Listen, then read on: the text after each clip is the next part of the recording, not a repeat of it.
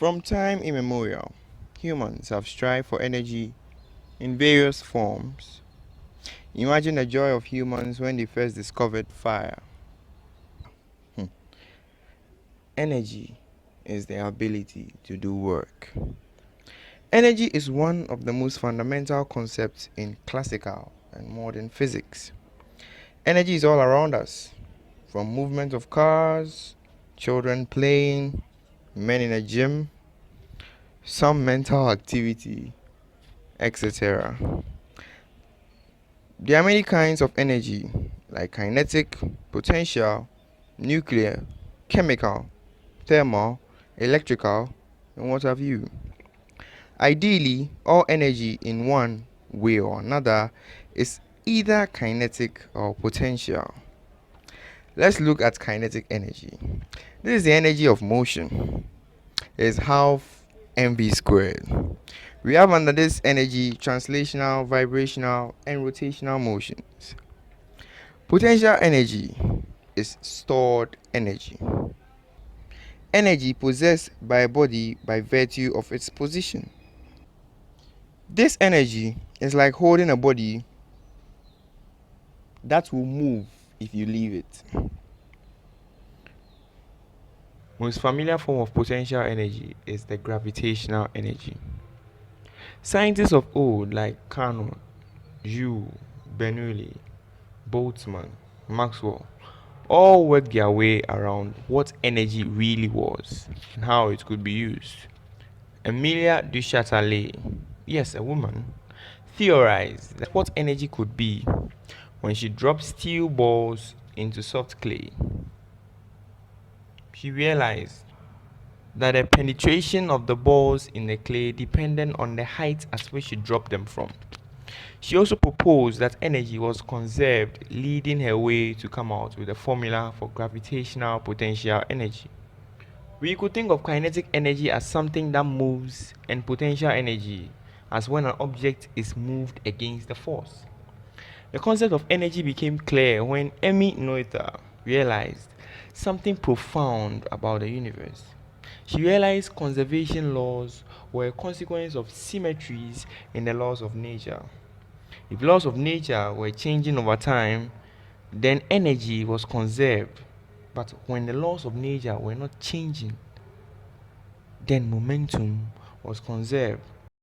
So far, we have only talked about massive objects carrying energy. But massless objects like photons could also carry energy.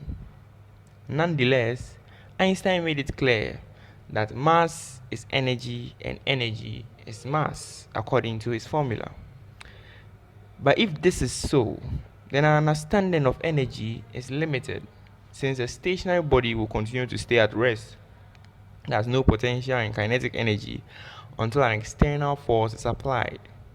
If mass without potential and kinetic energy is energy, then what really is energy? Consider a body with a stack of atoms as its fundamental building block. Looking at individual atoms, we should be paying attention to the nucleus since, 99% of the mass of the atom is in the nucleus. Ordinary mass originates from protons and neutrons. Their mass comes from the motion of forces and nearly massless objects within these protons and neutrons. Now, this is the mystery.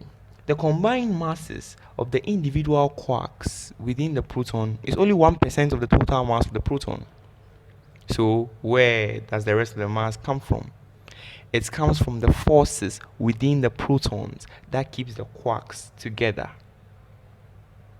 The combined motion of the gluons between the quarks.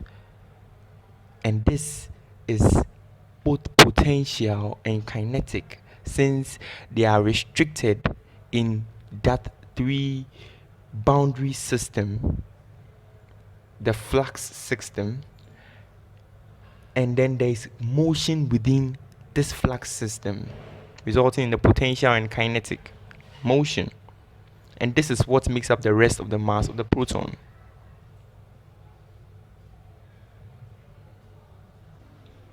The strong force is responsible for mass, The strong force and the strong nuclear force is responsible for the mass of the nucleus. Therefore, Einstein was right. But this brings us back to kinetic and potential energy. Energy originates from motion and potential to move. A stationary photon is not light, but moving photons gives us light energy. And so all of nature depends on the motion of these fundamentally massless particles within protons and neutrons to be able to have energy and use it.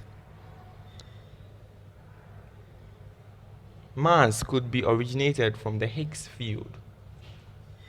Take the Higgs field as this energy field where a more massive object draws more energy from it than massless objects.